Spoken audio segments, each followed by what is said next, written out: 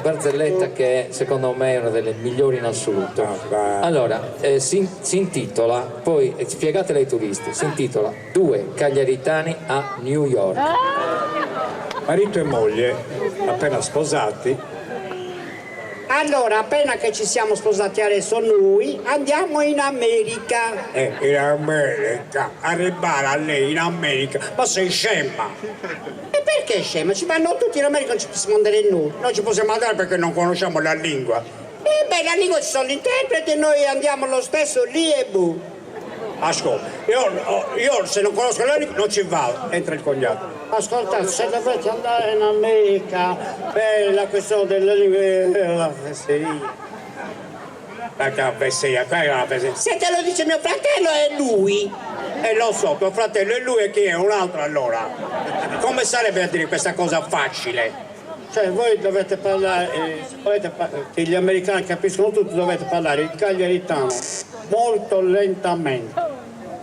E cioè, ad esempio voi dovete dire la parola motobricicletta. Se tu dici motobricicletta, il cane dice, what is this? Non tanto, quella che c'è del pezzo. Tu devi dire motobricicletta. Non si toglie la televisione. E gli americani capiscono tutto. Dammi qua. Guarda, io ci vado in America, però adesso non è come stai dicendo. Senti, lo dici mio fratello? Stai zitto poco a poco, squarterare i ragazzi. Ma sempre in mezzo ti fitti. Partono. Forza per la guardia, il gancio, mettete a posto il gancio. Arrivano in albergo, consegnano i documenti e scendono in ristorante. Arriva il cameriere, il marito. Buonasera. Il cameriere. Buonasera. Prenditelo. Si capisce tutto. No su vole usu unu antipastu de prosciutto de vorcusea vini.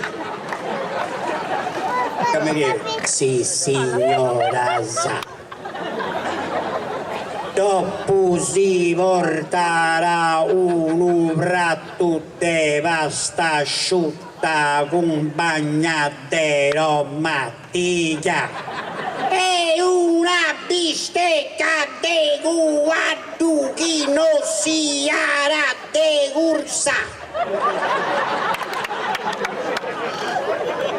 No su se usu de castellu. Il cameriere Deo de guardo Sant'Elena.